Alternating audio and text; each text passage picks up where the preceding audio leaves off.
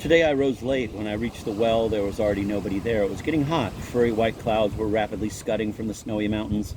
With the promise of a thunderstorm, the top of Mount Mashuk smoked like an extinguished torch. Around it there coiled and slithered like snakes gray shreds of cloud, which had been delayed in their surge and seemed to have caught in its thorny brush. The air was pervaded with electricity. I plunged into a viney avenue that led to a grotto. I was sad. I kept thinking of that young woman with the little birthmark on her cheek, of whom the doctor had been talking. Why was she here? And was it she? And why did I think it was she? And why was I even so sure of it? Were there not many women with little moles on their cheeks?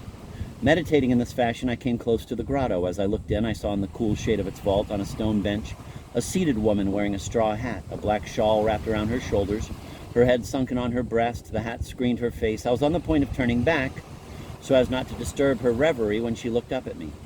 "Vera!" I cried involuntarily. She started and grew pale. "I knew that you were here," she said. I sat down near her and took her hand. A long-forgotten thrill ran through my veins at the sound of that dear voice. She looked into my eyes with her deep and calm eyes. They expressed distrust and something akin to reproachfulness. "We have not seen each other for a long time," I said. "Yes, a long time, and we have both changed in many ways." "So this means that you do not love me anymore?" "I am married," she said. "Again?" "Several years ago, however, the same reason existed, and yet—" She snatched her hand out of mine, and her cheeks flamed. "Perhaps you love your second husband?" She did not answer and turned away. "Or is he very jealous?" Silence. "Well? He is young, handsome. He is in particular rich, no doubt, and you are afraid—" I glanced at her and was shocked. Her face expressed profound despair. Tears sparkled in her eyes. "Tell me," she whispered at last, "do you find it very amusing to torture me? I ought to hate you. Ever since we have known each other, you gave me nothing but sufferings." Her voice trembled. She leaned toward me to lay her head on my breast.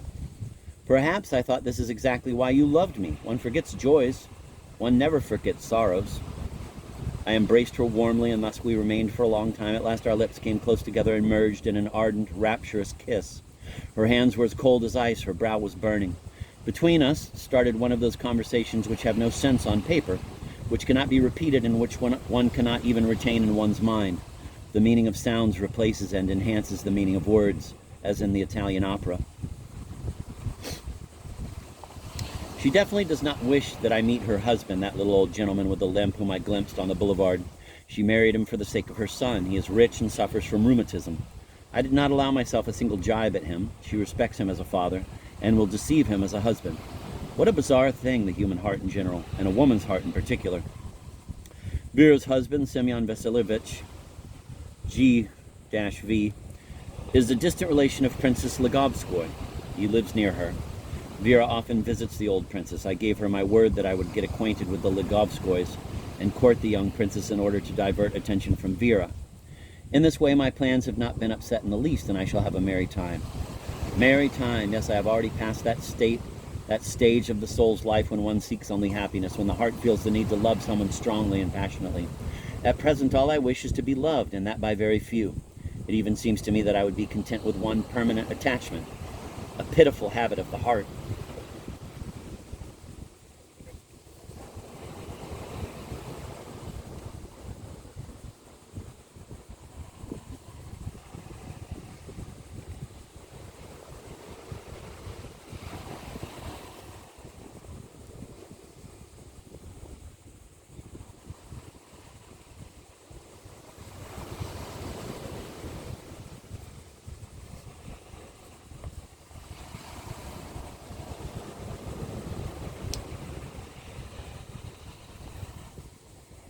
One thing has always struck me as strange. I never became the slave of the women I loved. On the contrary, I have always gained unconquerable power over their will and heart with no effort at all. Why is it so? Is it because I never treasured anything too much, while they incessantly feared to let me slip out of their hands? Or is it the magnetic influence of a strong organism? Or did I simply never succeed in encountering a woman with a stubborn will of her own? I must admit that indeed I never cared for women with wills of their own. It is not their department. True, I remember now only once did I love a strong-willed woman, whom I could never conquer. We parted enemies, but even so, perhaps, had our meeting occurred 5 years later, we would have parted differently. Vera is ill, very ill, although she will not admit it. I fear she may have consumption, or that disease which is called Fivlint, a completely non-Russian disease for which there is no name in our language. The thunderstorm caught us in the grotto and detained us there for an extra half hour. She did not make me swear that I would be true to her, did not ask if I had loved other women since we had parted. She entrusted herself to me again with the same unconcern as before, and I will not deceive her. She's the only woman on earth whom I could not bear to deceive. I know that we shall soon part again, perhaps forever, that each of us will go his separate way. Graveward. But her memory will remain inviolable in my soul. I have always repeated this to her, and she believes me, although she says she does not. At last we separated. For a long time I followed her with my gaze until her hat disappeared behind the shrubs and cliffs. My heart painfully contracted as after the first parting. Oh, how that feeling gladdened me. Could it be that youth with its beneficial storms wants to return to me again, or is it merely its farewell glance, a last gift to its memory?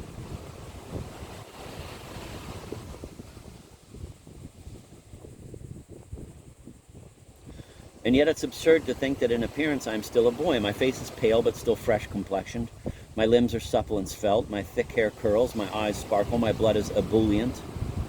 When I returned home, I got on my horse and galloped out into the steppe. I love to gallop on a spirited horse through tall grass, against the wind of the wilderness. Avidly do I swallow the redolent air and direct my gaze into the blue remoteness, trying to distinguish the nebulous outlines of objects that become every minute clearer and clearer. Whatever sorrow may burden my heart, whatever anxiety may oppress my mind, everything is dispersed in a moment. The soul feels easy, bodily fatigue vanquishes mental worry.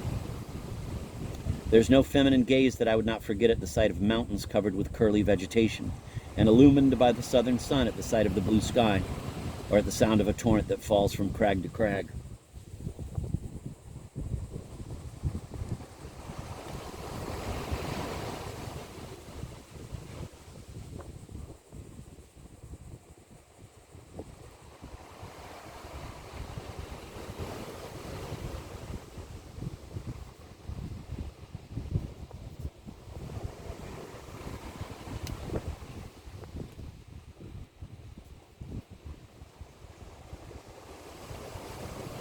I think that the Cossacks yawning on the top of their watchtowers upon seeing me galloping without need or goal were for a long time tormented by this riddle, for I am sure they must have taken me for a Circassian because of my dress.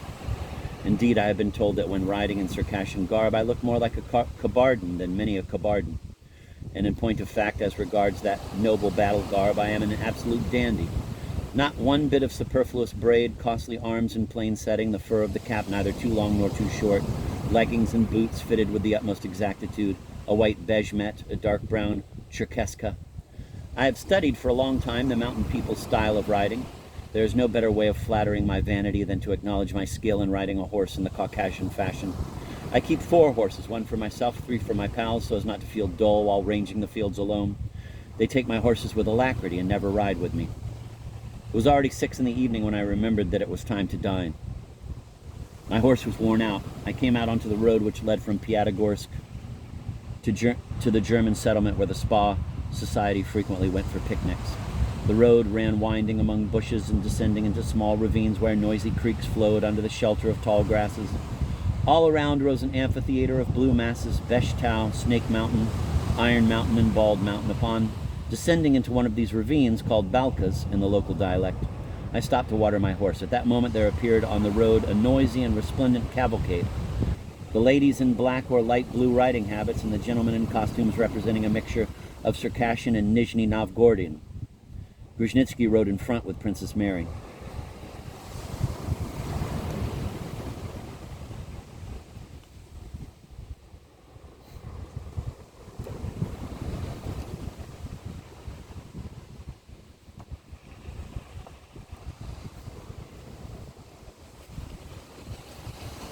Ladies at Caucasian spas still believe in the possibility of Circassian attacks in broad daylight. Presumably this is why Grushnitsky had hung a sword and a brace of pistols on his soldier's coat.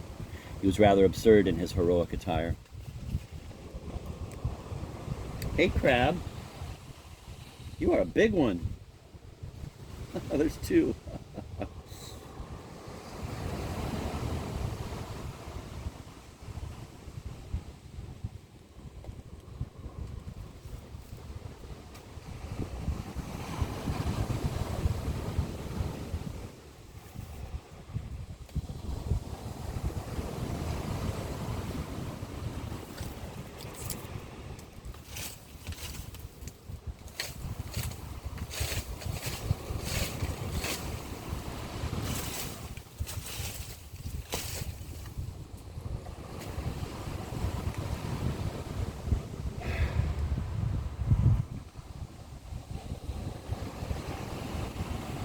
He was rather absurd in this heroic attire. A tall shrub hid me from them, but through its foliage I could see everything and could guess from the expressions on their faces that the conversation was sentimental. Finally, they drew close to the declivity.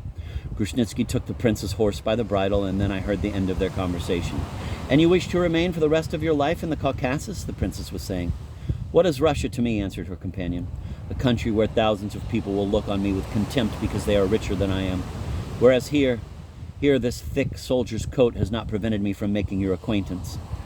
"On the contrary," said the princess, blushing.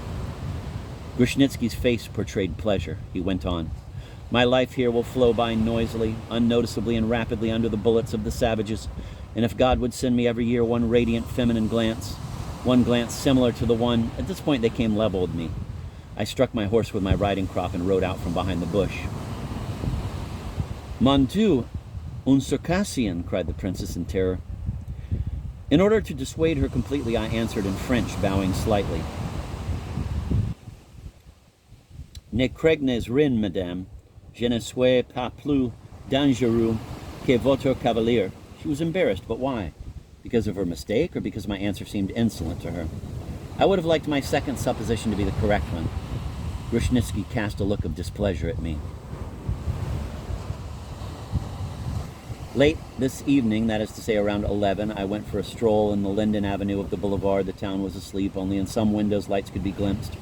On three sides there loomed the black crest of cliffs, offshoots of Mount Mashuk, on the summit of which an ominous little cloud was lying. The moon was rising in the east. Afar glittered the silvery rim of snow-covered mountains.